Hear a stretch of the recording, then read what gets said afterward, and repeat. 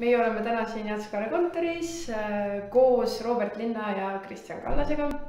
Tere! Tere! Ja mina olen Kaisa. Ja mina olen Henri. Ja see on Jatskare podcast. Tere! Veel kord! Aitäh, et leidsite aega siia tulla meiega juttu rääkima. Jatskarega seotud olete te praegu siis nii palju, et te olete Jimi Hendrixi, kuidas siis öelda? Sünnipäeva peobänd ja kartulisalatite torti. Te olete juba päris mitu kontserdit andnud. Ja 5 tükki on selja taga. Ja üks on veel ees. Üks on veel ees, 2 tegelikult isegi, aga lähitulevikus on üks veel ees. 14. detsember Pärnus. Kultuuriklubi Tempel. Kell 7. Kell 7. Te ei tee seda bändi üksinda või kahekesi, teil on siis veel paar toredat meest. Jaak Sooväär ja Henno Kelp. Et Jaak ongi see, kes selle nagu idee peale ilmselt tuli ja kokku kutsus sellise värvilise seltskonna.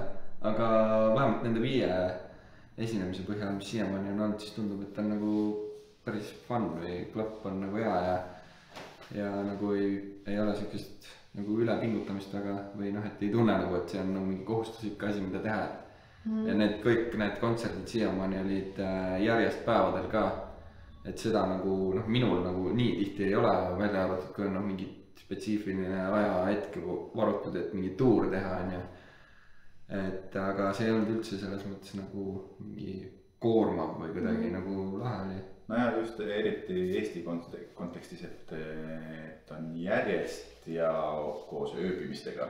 Et on tuur, siin näiteks tuur, et hakkasime sealt alt Võrust tulema ja Võru ööseks ja siis Viljandi ja siis Tartu ja siis Tallinna. Haapsalu ka vahepeal. Haapsalu oli ka vahepeal. Kui palju te ise ennem Hendrixiga tuttavad olite, kas nii-öelda teadsite mingit 50 lugu või olite ise ka nagu suured fännid? Või 50. Kuidas te nagu selle enne seda projekti nagu tema loominguga nii-öelda tuttavad olite? No mina nägin ta vist esimest korda ETV vahendusel aastal 94, kui näidati mingit laivi, ma enam ei mäleta, mis laivi see oli. Ja siis, kuna mul isa on ka siuke eluaeg suur muusikamees olnud, siis ta ütles, et poiss, vaata nüüd, seda peab, see on see, et nüüd vaata, siis ma vaatasin, et kaos jääb selle teele, toimus mitte midagi ei saanud aru. Aga see, millest aru ei saa, see jätab sellise põnevuse ja tõhku. Ja siis läksid mõned aastad, ma salvestasin ka muidugi kohe VHS-i peale seda laivi ja siis mõned aastad hiljem, kui ma vaatasin, juba oli natuke aega trummi mänginud ja ikka räägitakse, et ei ole vaja midagi keerulist teha, et ei ole vaja neid fille ja trummibreike igale poole, et mida biiti hoida ja siis vaatad seda seal, mis seal toimub ja siis Mitch Mitchell, lihtsalt laob ja laob, ei saa 1 või 2 takti biitiga mängitud juba, mingi puuliit tuleb. Ja siis oli mulle nii nagu siuke vastuoluline. Et siis mul oli natuke isegi käis närvi, mis sa teed mees, see oli mingi õige asi, Aga nüüd ma vaatan seda teise pilguga, et see moodustab kokku siukse soundi. No ilmselt see on see, mida need lood nõuavad. Ja just, jah. Aga mul oli enam samamoodi, et tegelikult mul tuleb ka meelde, et kunagi ma arvan, kui ma täitsa noor olin ja ütleme esimest korda gitarri nagu kätte võtsin, siis nagu isa mainis ka midagi, et kuula kindlalt Hendrixit, et see on nagu see teema. Ilmselt see on siiamaani, et kui nagu öeldakse, et mingi, kui nagu elektrigitarri mängimisest on jutt, et siis ilmselt nagu Hendrixi nimi käib läbi, et sellest on nagu raske mööda vaadata. Aga kuna mina olen selline enam-vähem nagu ise õppinud muusik, et siis see Hendrixi värk ja see nagu kuidagi aitas mind, et loomulikult oli nagu müstiliselt nagu ägeda tunnetusega ja nagu selline mingis mõttes nagu tema lood on ikkagi nagu natuke nagu lihtsalt ka või selles mõttes, et see on nagu kohe aru saada, et okei, see on mingi selline teema. et siis ma arvan, et see võib-olla aitas mul tegelikult nagu üldse nagu kitarri õppida mängima ja lähtuvalt sellest ka laulmist õppida, sest et ma nagu ennem mängisin bändides üldse kitarri ja vahel ka klahve kui ennem kui üldse nagu laulma hakkasin ja siis ma nagu selle põhjal kuidagi nagu rakendasin selle, et kuidas ma nagu mängin, et siis ma nagu enam-vähem samamoodi nagu laulan ka nagu, et kuidas ma seda tooni tekitan ja nagu nii-öelda drive'in nagu seda nii-öelda oma võimu kuskil seal hääldapaeltes, et selles mõttes on kindlasti ülisuur mõjutaja. Okei, aga te mõlemad mainisite enda vanemaid, et Robert, sinu isa muidugi on väga tuntud inimene, aga kuidas teie vanemad üldse mängisid rolli teie lapsepõlves just selle muusikaga kokkupuutumise ja selle nii-öelda tehismusikaalsuse arendamisega? No minu puhul kindlasti oli see, et nad olid lihtsalt loonud selle keskkonna, kus oli nagu vaba ligipääs ükskõik mis muusikale, kuigi nagu noh, ma arvan, et kui ma nagu tõsisemalt hakkasin või noh, mis tõsisemalt, või noh, kui ma nagu hakkasin enda jaoks nagu teadvustama üldse, et on mingid erinevad bändid ja et missugust muusikat üldse on ja nii, hakkasin nagu kuulama, et siis juba tegelikult oli nagu Eesti aeg 90-ndad, et siis niikuinii oli nagu kergem, aga vähemalt see, et ma mäletan nagu noh, täiesti nagu lapsepõlvest, et igasugused pillid ja plaadid ja värgid kõik olid olemas, et nemad nagu otseselt ei pidanudki nagu midagi tegema või suunama, et see oli mul endal nagu lihtsalt vaba nagu uudishimu, et mingi plaat nagu tahaks teada, kuidas see kõlab on ja nad nagu olid selle keskkonna nagu juba tekitanud lihtsalt, et see oli nagu kuidagi loomulik tundus, et mingi hetk nagu vajutad selle klaveri klahvile ikka nagu, et mis tahaks teada, kuidas see kõlab. Ja mul võib öelda samamoodi, et ma olen Jõhvist pärit. Mul isa on olnud siis Jõhvis kogu aeg teinud linnaorkestrit või linna big-bändi ja muusikakooli orkestrit ja muusikakoolis puhkpilli ja löökpilli õpetaja. Ja siis kodu on olnud kogu aeg ka pille täis ja muusikat otsast lõpuni. Ja siis ma mäletan ka, et noh, võtsid ükstapuha, mis vinüüli panid peale ja kuulasid ja pillidega oli samamoodi. Törtsutasid kõik kodus läbi ja proovisid ühtpidi ja teistpidi moodi seda häält sealt kätte saada. Ja aga ma mäletan, et nüüd siuksed piinlikke momente või on tead siuke laps, pubekas või puberteedi eas. Et noh, kuigi teiste vanemad on siuksed korralikult käivad päris tööd ja kuulavad siukest normaalset mussi, siis minul kodus käis mingi Coltrane või Charlie Parker, mingi bebop mängis, mingi pibin tuli sealt kogu aeg ja aknad lahti ja siis mul oli nii piinlik, et kõik mu sõbrad kuulavad, mis veidrat muusikat meil kodus kuulatakse, siis ma käisin õues salaja, lükkasin aknad kinni, et ei kuuldaks, et mis veidrustega seal kodus tegeletakse. Veel hullemaks läks siis, kui isa hakkas kodus harjutama, lavel mingit saksofoni. Muusikakooli minemist ma keeldusin, sest mul naabripoiss käis ja tema oli must vanem ja siis ma nägin, et see oli tohutu pilis ja siis ma lihtsalt keeldusin, ei mina sinna ei lähe. Siis isa mõtles, et noh, et siis hakkab mind kodus õpetama ja siis üks õhtu vaatan, tulebki töölt mingi kast on kaasas, saksofon. Siis nädal aega sai kestis see saksofoni õpe ja siis kuidagi jäi kõrvale ja siis läks natuke aega mööda ja siis mäletan, olime selles toas, kus on pillid ja siis raske südamega isa küsis, no mis pilli ta siis tahad õppida, siis ma vaatasin, nurgas seis mingi kollane trummi võiks proovida ja siis niimoodi läks. Aga kuidas siis teil mõlemal siis võib-olla räägite, kuidas te siis üldse jõudsite selleni, et see nii-öelda pillimäng muutus nii-öelda hobist selliseks ametiks või just see, et te teadsite, et okei, et ma tahan muusikaga tegeleda või ma pean sellega tegelema. Kuidas see sinna jõudis? Mul oli nagu selles mõttes, oli just nagu vastupidi, et keegi küsinud, et millest pilli mängida tahad, et noh, pigem nagu, et proovi siis kõike nagu ja siis ma mäletan jumala pikalt, isegi siis, kui me esimesed mingid bändi ja alged kuskil olid, et siis ma nagu ei suutnud nagu ära otsustada, et mis pilli ma tegelikult tahaks nagu mängida, sest et noh, kui ma olin 11, siis ma sain endal trummikomplekti ja siis oli nagu üliäge, mäletan, mängisin, pulgad olid katkis, mängisin lusikatega ja siis peale kooli tulin koju, siis lihtsalt lugesin nagu mingeid sekundeid, et kuni vanaema vaatab oma need seebikad ära. siis ma sain nagu trummi hakka mängima, sest muidu nagu see oli liiga nagu hull mingi müra. Ja siis seal oli jälle klaver kõrval ja siis kuskil seina peal oli kitarr ja aga ma ei tea, no hiljem oligi see, et oligi katsetasin nagu igasugustes erinevates mingi sõpradega jämmides nagu erinevaid pille värke ja siis kuidagi vist nagu tekkis lihtsalt selline olukord, et et seal mingid koosseisud muutusid ja värgid ja särgid, et siis ma nagu jäin ise kuidagi rohkem kitarri peale ja siis nagu süvenesin sellesse.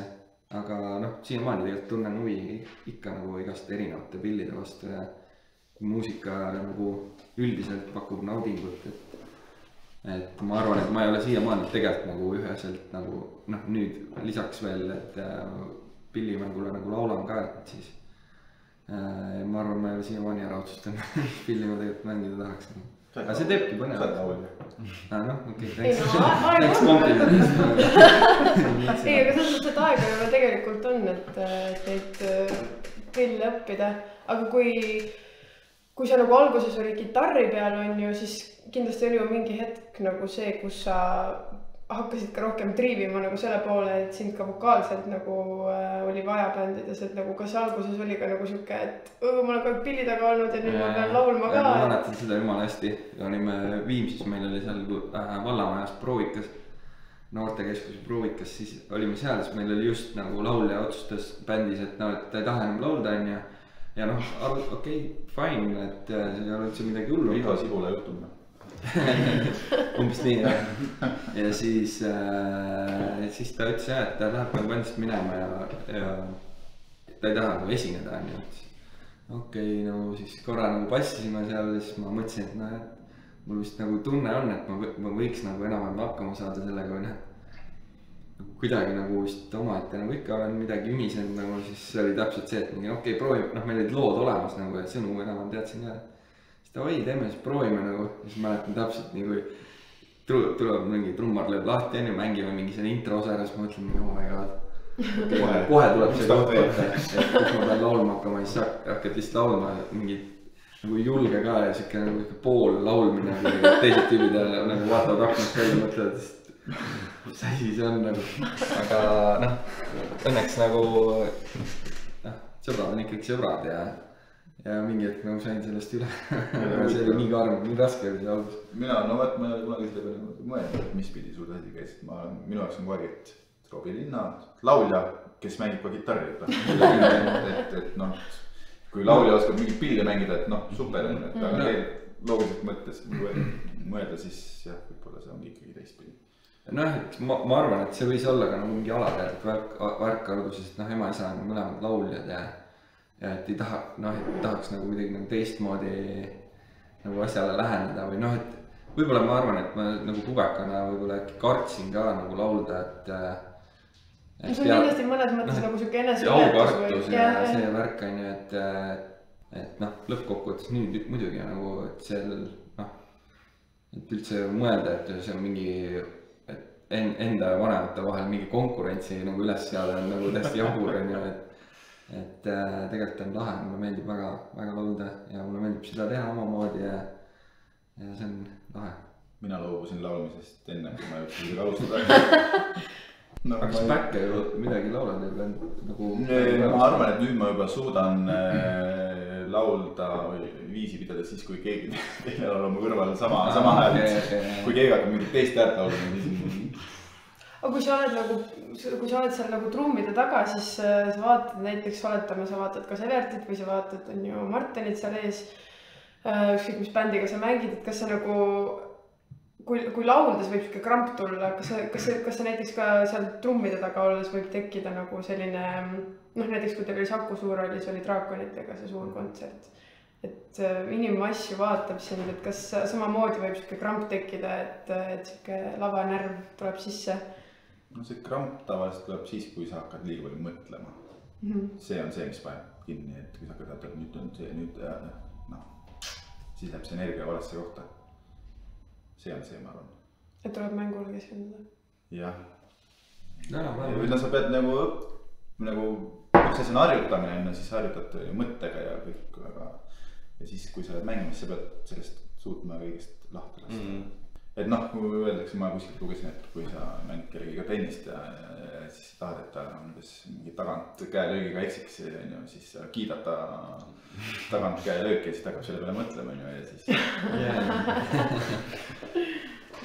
aga kuidas sul üldse trummimänguga on, kui palju sa saad nagu laivi ajal nii-öelda improviseerida või kas sa pead, ma ei oska öelda, kuidas need laulud üles ehitused on, aga kui palju sul on seda improviseerimisruumi?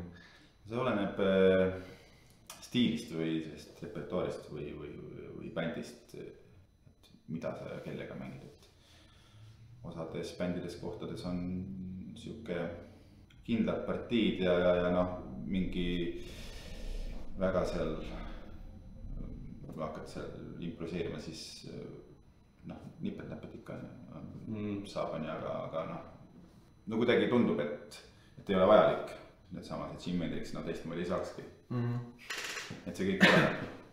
Kas sul oli Jimi Hendrixi kontserdil, kus kummalgi teist oli nagu, noh, ma tean, et sina ju laulsid, nii et ilmselt sul olid mingid soolod, on ju, aga et kas trummisoolosid oli ka seal või mingid kohti, kus sa said? Jah, seal ikka rohkem soolosid ja vähem soolosid, aga noh, põhimõtteliselt seal need pooled lood on niimoodi, et loo siseselt pooles loos on kogu aeg üks suur siuke improvisatsioon, et siis võt kõrvad silmad lahti, et mängid seda, mida kuuled ja reageerid.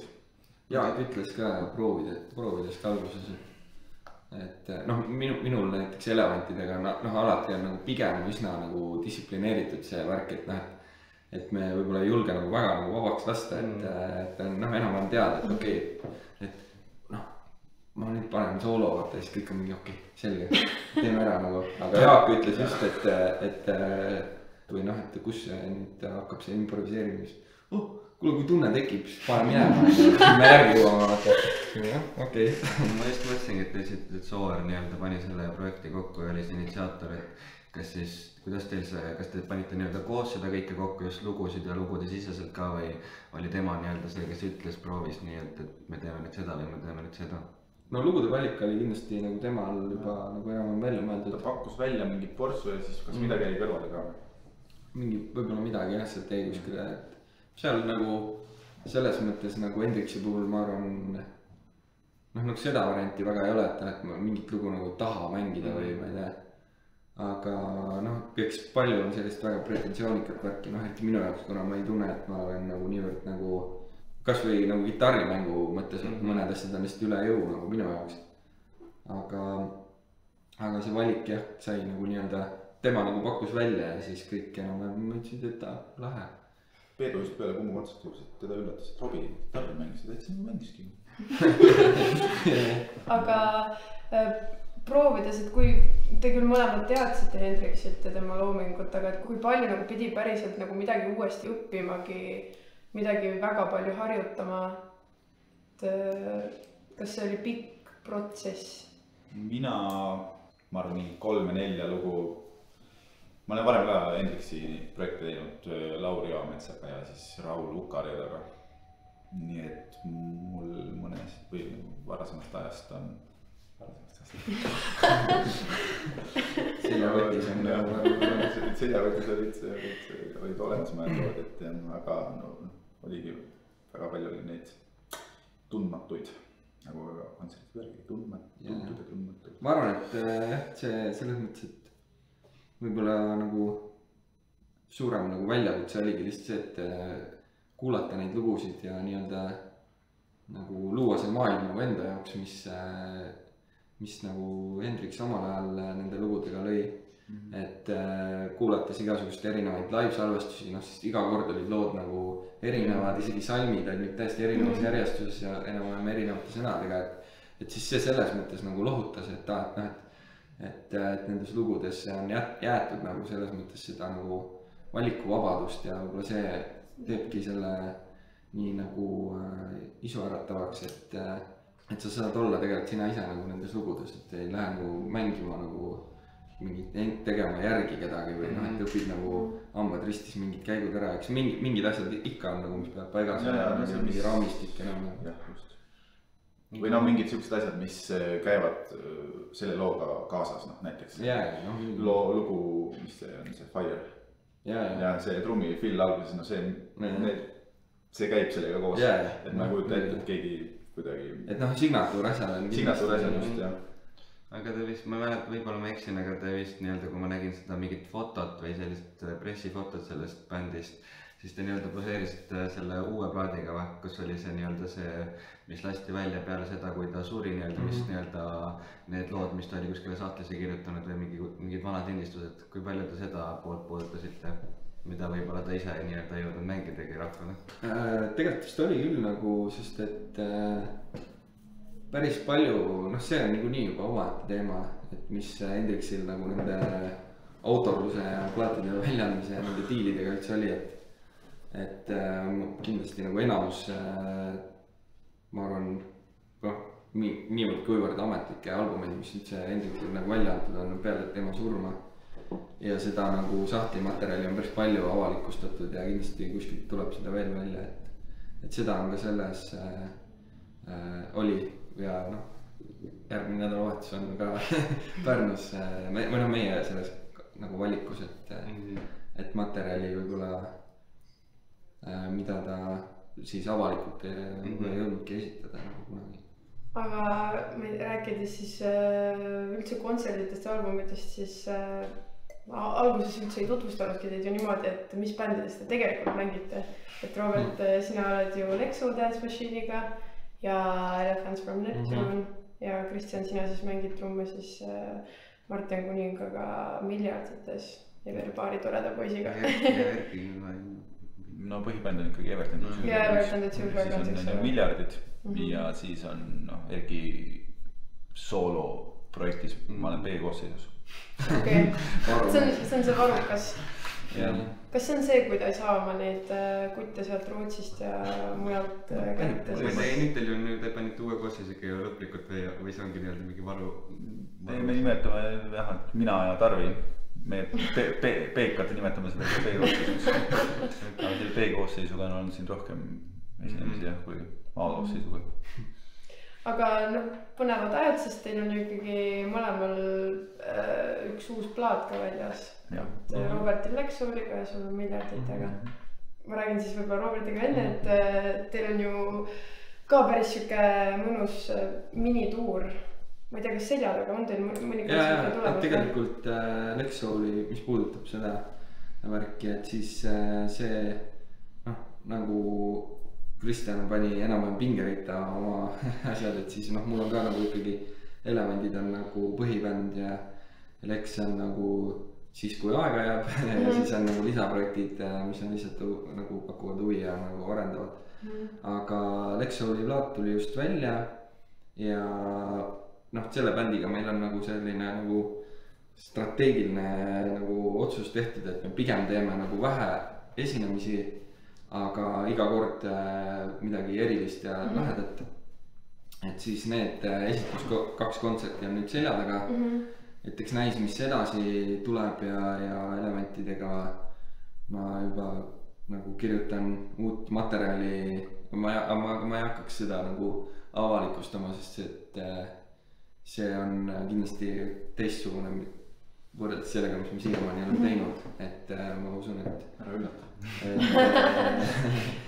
Ei noh, selles mõttes, et seal on nagu mingid asjad, mis on täiesti teistmoodi, et katsetame ja eks näis uuel aastal kindlasti tuleb väga põnevad ajad on ees, et.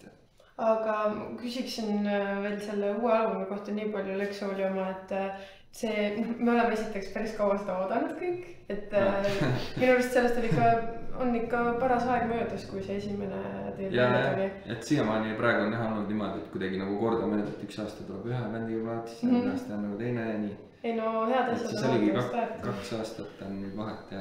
Ideaalis on niimoodi või oleks see, et üks aasta ühega, kui korraga on, siis läheb nagu. Ei no eks need asjad kattuvad ja noh, see on ikkagi selles mõttes on nagu kohati on nagu päris nagu suur stressiallikas, et noh, kui pakutakse mingi samadele kuskile samasse kohta esinemisi on ju, et siis noh, et pead nagu selle valiku tegema on ju, ja siis nagu ükskõik kumma bändiga nagu minna on ju, siis nagu teised jäävad nagu ilma on ju. Et see on nagu see hapu külg selle asja juures, et eks seda tuleb nagu ajastada niimoodi, aga ma olen kuidagi oma selle sõrme andnud sellele muusikakuradile ja ma ei suuda lihtsalt nagu mitte nagu nüüd pead oma vilju teha seda, no eks ma pean neid otsuste vilju. eks ma vastutan oma tegude eest. aga ühesõnaga, et see uus plaat, ma lihtsalt küsin ära, et siis esiteks sellel on väga huvitav teema, see selline, esiteks te kutsute seda nagu leksikoks. ja see on üks selline troopiline, see on nagu siis meie mõistes Atlantis nagu, et siuke väike puhkusreis. Kõik lähen see kontseptsioon nagu selle taga. Okei, et see ongi lihtsalt, olete valinud nagu oma plaadile mingi teema? Enam-vähem, sest et kui see bänd üldse tegutsema hakkas kunagi, siis selle nii-öelda nagu direktor Martin Laksberg, bassimängija, siis tal oli juba nagu noh, ma julgeks pakkuda, et ütleme 3 plaadi jagu materjali nagu valmis. Et mõni asi nagu, mõni idee nagu rohkem viimistletud, mõni asi nagu hästi nagu algfaasis. Et siis sealt oli nagu üsna kerge nagu eristada mingisuguse, teha mingi grupp nagu sellist troopilist disko vibe'i. Et siis see oli nagu hästi kerge tulema ja juba Martin juba valmistab ette järgmist asja ja nii et super. See siuke lõunamaine puhkusereis, et see oli kuidagi kohe alguses enam paigas, et siukse asja võiks nagu ära teha, et see selle bändi nagu tegemine on ka nagu mõnes mõttes selline, et noh, et korraks lähed nagu hingad sisse ja välja ja nagu, et ongi mõnes mõttes nagu puhkus, et seda on nagu, ma ei tea, ei oskagi öelda nagu, et tegelikult seda nagu loominguliselt on hästi lihtne teha, sest kõik ideed nagu enam lähevad käiku ja ei ole nagu mingit suurt kohustust ja see ongi siuke nagu siuke tantsukas peovärk, et kindlasti seda nagu liiga tõsiselt ei võta ja ma arvan, et see ongi see võlu nagu selle asja taga, et miks see nagu toimib ka niimoodi, et see on vist siuke vabastav võib-olla. Muretu jah, just. Kui ma käisin seal teie Tallinna esitluskontserdil, siis ma mäletan, et üks tuttav, kellega ma arutasin seda, siis ta ütles, et vot sellist asja nagu ongi vaja, et nagu nii palju on nagu mingeid asju meie ümber, mis kuidagi levitavad negatiivsust, aga et Lex Souli kontserdid sa alati tuled ära, sul on nagu selline mingi positiivsuse laeng on nagu garanteeritud. Et ma arvan, et levitate nagu seda puhkuse meeleolu nagu kõigile. See on väga cool. Aga see miljardite plaadiga ma nägin ühes intervjuus Peedu vist ütles umbes, et mis siis teiminu kõik ikkagi kohati mõtlevad, et see nüüd see Martini bändi teevad seda kohati Martini järgi, aga Peedu nii-öelda ütles, et nii-öelda hierarhia vist oli minu arust Peedu, ütles, et hierarhia on nii-öelda muutunud, kas see loomeprotsessis oli teistsugune kui nii-öelda inimesed võib-olla arvavad või kas te ütlesite selle siis ikkagi kõik nagu neljakesi välja? Jaa, et no kui ma võrdlen, no me saime kokku on ju Martini teise sooloalbumi salvestamisel, Martin kutsus meid, kas te tuleksite mulle salvestama ja siis temal oli sel ajal kõik lood juba välja mõeldud ja kõik oli nagu enam-vähem paigas, pidime enda asju natuke kohendama, aga nüüd need asjad, mis on sel miljardite albumil, need on põhimõtteliselt ikka jah, siukestest algideedest ikka koos välja arendatud, jah, kõik asjad. Ja mõni lugu on täiesti spontaanselt prooviruumis lihtsalt enne proovi jämi käigus tekkinud. Kui pikalt te üldse salvestasite? Me olime 2 nädalat olime Tartus, Forward stuudio on see nimi, Clockwork stuudio on see nimi, Clockwork stuudios. Ja siis pärast Tallinnas, ma arvan, et kokku läks umbes salvestamise peale nii-öelda, et need materjal sisse saada umbes siuke 6 aega ja siis pluss veel miksimine ja teine kuu otsa võib-olla paar kuud. Ja natuke erinevatel perioodidel ka, et 3 lugu sai tehtud eelmise aasta detsembri lõpus ja siis nüüd ülejäänud oli siis juunis vist. ehk siis kui te salvestama läksite, siis teil oli tegelikult juba kõik mõeldud või kuidas, kas see oli siuke no päris valmis tegelikult ei olnud ja sellepärast, et see oli ka siuke periood, kus Marten just oli kohe isaks saamas. Ja mina olin natuke hiljem varsti ja siis siuke no, lõpuni ei olnud need ideed nagu mõeldud valmis niimoodi, et me kõik koos ei olnud ka seal stuudios, vaid põhimõtteliselt olime mina, Raul ja Kaarel Tamra, kes siis salvestas Rauajaama siis.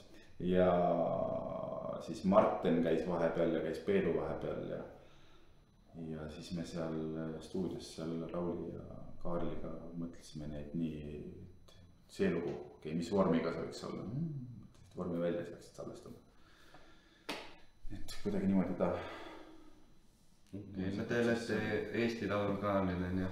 Kuidas see, või noh, kui ma seda plaati olen kuulanud, siis seal on nii-öelda väga palju lugusid või noh, ilmselt see materjal vist ongi siuke kohati väga nii-öelda üksteisest erinev või minu jaoks need lood olid kuidagi väga ainulaadsed, aga ma mõtlesin just, et miks, kas see valik tuligi selle loo pikkuse pärast ainult, et see läheb sinna Eesti Laulule või kuidas selle loo, miks te just nagu selle loo sinna konkursile valisite? See kuu on tegelikult on originaalis on 30 sekundit pikem, pidime kohandama. Ütleme äkki kuulajatele selle loo nime ka. Jah, pseudoprobleem. Et jah, ta oli 30 sekundit pikem ja sai selle jaoks kohandatud Eesti Laulu jaoks. Ja no tundus, et see on see lugu, mis sobiks sinna konteksti Eesti Laulu ja võib-olla küllab ka rohkem niisugust muretust. Ja kes see initsiaator oli, et sinna Eesti Laulule minna sellega? No ikka meie manager Toomas Oljum. Jah, et on vaja, et oleks vaja saata, kuna Eesti Laul Eesti staabis on selline hea platvorm. No see on hea siuke albumi promootor. No ja bändile, keda veel võib-olla nii palju ei teata.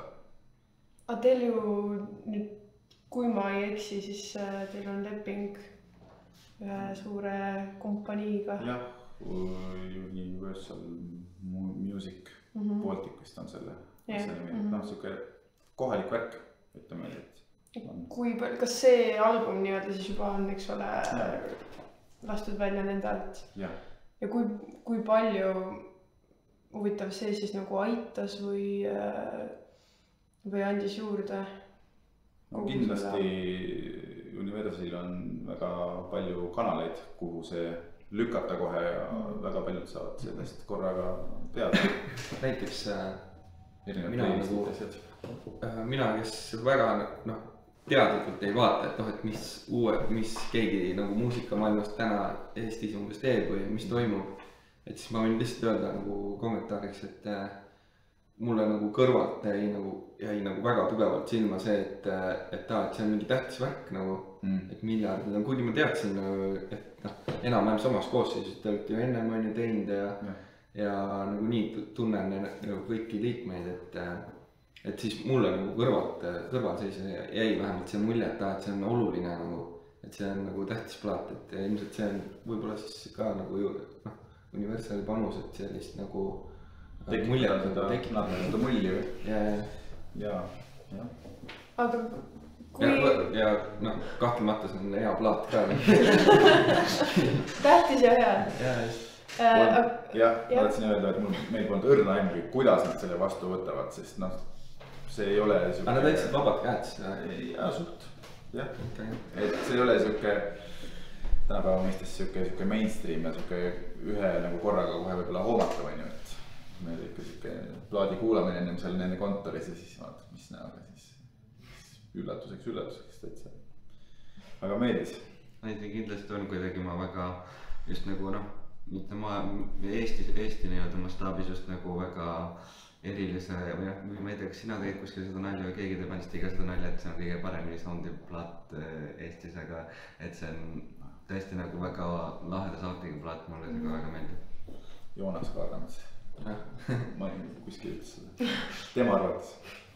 Aga kui nagu rääkida suurtest suurtest lepingutest ja suurtest produktsioonifirmadest, et kuidas teie arvates Eestis sellega on, et nagu suured staarid ka välismaal, näiteks George Michael oli üks nendest, kes pidas ju tohutut lahingut, ma küll ei mäleta kahjuks selle firma nime, aga ka pidas nagu, läks lausa kohtusse sellepärast, et ta tundis, et see kuidagi ahistab teda nagu loominguliselt, eks ole, et kas te arvate, et sama probleem võiks tekkida Eestis on ju, et mingi hetk miljardid on mingi, meil ei lasta enda asja teha. No natuke ikka tead, Soome, kui meil see nii-öelda lepingu allkirjastamine oli, siis Soomest oli ka ikka nina kohal on ju ja siis ikka tead ütleb sulle, tehke siis on ju singleid ja tehke ikka hitte on ju. Juba pannakse sulle see vaikselt see pressure peale. Sest tõtatakse vähe. Et see võib hakata ahistama küll, et kui tead ühelt poolt tuleb, et meil on vaja seda hitti, meil on lugu vaja. Aga mis on selle plaadi hitt teie enda arvates? Meie enda arvates on, ma arvan, kunagi läänes. Meile kõigile, ma arvan, et sellega oleme kõik ühel nõul. Aga räägime siis nii-öelda, te ütlesite mõlemad, et Robertil on Elevandid ja sinul on Everti bänd ikkagi see peamine bänd, et rääkige siis Draakenit, jah. Muidu kõlab, et see Koiduga käib mängu. Kus kohal siis Everti Two Dragons praegu enda loomeprotsessiga või mis selle bändiga hetkel toimumas on? Ma ei tea, kaua sest kuidas on, 6 aega tagasi võib-olla rohkem, me käisime väiksel Euroopa tuuril üle pika aja, siuke 2 nädalat kestis Hollandis, Saksamaal, Belgias, Austrias, Šveitsis. Ja enne seda me siin suvel käisime Soomes festivalidel, Ilosaari Rockil ja oleme siin aeg-ajalt nipet-näpet käinud ikka väljas. Ja siin niimoodi paralleelselt oleme vaikselt üritanud salvestada ja salvestame praegu ka kevadeks äkki loodame, et saab valmis plaadi. Minu jaoks nagu see Draakonite bänd on see kõige nii-öelda suurem Eesti bänd või see, kes nii-öelda murdis mingis mõttes nagu Eestist välja ja nii-öelda käib Euroopas tuuridel ja on nii palju, ongi minu arust saite ju selle ühe auhinnaga kunagi nii-öelda selle nii-öelda piirist välja. Et kas te kuidagi ise ka tunnete, et teil on mingi, et te olete nii-öelda nüüd see bänd, kes nii-öelda tuleb Eestist, et kas teil on mingi pinge ka peale sellega või kas te ise ka tunnetate seda? Kui me läheme kuhugi välja poole, me ei ole. Muidugi eile ka käisime Lätis seal X-Factori saates külalise esinejana mängimas ja siis ka teadvustatakse, et Igaunio supergrupa. Supergrupp. Ei, teilt ei tunneta. Jah, küll, aga ma arvan, et me tunnetame seda, et me mingis mõttes Eesti nagu popmuusika maastikul mingi lehe me keerasime. Et selles mõttes, et ei mängi ka ju iga nädalavahetusel igal pool, vaid natukene harvem ja püüame seda rida hoida, et siis teeme suuremalt ja kuidagi rohkem seda plaani nagu pikemalt seada. Sa mainisid, et te käisite X-Factoris. Praegu meil on ka ju nüüd Eestis tulemas uuesti ju see superstaari talendikonkurss, et teie, kes te olete ikkagi tegelikult muusikas jõudnud kaugele ikkagi oma initsiatiiviga, selles mõttes, et te olete ajanud lihtsalt oma asju on ju ja jõudnud siia, kus te olete. Et mis on, ma tahaks küsida, et mis on teie arvamus võib-olla sellest, et sa lähed mingisse teatud formaadiga saatesse, mis annab sul tõuke, et mitte, et seda üldse nagu pahaks panna, sest tegelikult ju sealt on tulnud, eks ole, väga väärtuslikke lauljaid Eesti maastikule. Martin Kuningas näiteks, eks ole. Mina sain teda teada sealt, ma hääletasin tema poolt. Mul elukaaslane hääletas Taukari poolt. Aga mis see selline arvamus teil on sellest, et kas võiks öelda, et üks on parem kui teine, et see selline ise püsimine ja või? No ma arvan, et sellest nagu ei saa mööda vaadata, et iga muusik või sooloartist või bänd on mingis mõttes nagu bränd ikkagi. Ja nagu kui tahta nagu võimalikult laialdaselt nagu oma muusikat ja loomingut nagu kultiveerida, siis nagu tuleb sellesse veits ka niimoodi suhtuda, et nagu justkui nagu mingi ettevõttesse või midagi sellist, et see on ikkagi nagu planeeritud tegevus. Sõna on öelda toode, aga see on müüd. Jah, et see nagu ikkagi kuulub sinna juurde, et kindlasti ilma sellise suhtumiseta on ka võimalik, aga ma arvan, et see on nagu äärmiselt raske ja väga erandlik, et ma arvan, et see Superstaari saade nagu on samamoodi hea platvorm, nagu on see Universal, et sa saad kohe väga palju inimesi. Ja pluss on see, et nagu mina nagu põdesin näiteks kaua, et üldse nagu laulma hakata, siis seal on see, et sellest pead kohe nagu tegema ja nagu hästi suure auditooriumi ees, et selles mõttes see on nagu hea, sa saad selle sammu lihtsalt kiiremini ära teha. Otse vette. Jah, aga iseasi ongi see, nagu kuhu sa seal nagu edasi ujud, et samamoodi võivad nagu mingisugused inimesed, kes nagu tähtsa näoga tulevad ja ütlevad, kuidas mingeid asju teha, et noorena võib sellesse nagu mõnes mõttes nagu kinni jääda ja siis lõpuks tunnedki ennast nagu ahistatuna. Aga ma usun vähemalt, et Eestigi selle laulusaate Superstaari saate ajaloos on tegelikult ikkagi nagu väga palju lauljaid, kes on nagu kiipinud nagu riili. Sul peab endal nagu nutti peal olema, et sa lähed sinna, see on mugav variant, on ju, sulle tehakse kõik ette taha ära, aga siis saab saada läbi. Siis enam ei tee keegi. Siis peab olema väga mõistlik. Kui on nagu endal piisavalt nagu isikupära ja nagu eriline mingi lähenemine, nagu näiteks Martenil on ju, et siis Martenist oli ju tema iseloom oli tegelikult seal saatest juba nagu minu arust tema eripära oli näha juba seal. Et see justkui oligi, ta oligi siuke tüüp ja nagu see toimibki ja selles mõttes on see ülikasulik, et ma kujutan ette, et paljud, kes seal nagu natuke nagu siuksed kuskil limbos nagu natuke udutavad on ju, et ühed nagu omavahel nagu sarnased on, et siis võib olla nagu raske, et ma ei tea, kui keegi nagu selle podcast'i kuulajatest tahab sinna saatesse minna, et siis kindlasti nagu tasuks nagu täiesti nagu kaaspõhja nagu oma mingil asjal nagu vajutada ja siis see asi nagu toimib täiega, et tuleb läbi mõelda, et mida sa ise täpselt sealt nagu tahad enda jaoks ja kui need sihid on paigas, siis see on kindlasti nagu väga hea võimalus neid nagu saavutada. Aga seda ma võin küll öelda, et ma arvan, et kui Superstaari saade, kui ma oleks nagu umbes mingi noor algav laulja, siis ma arvan, ma võib-olla ei läheks nagu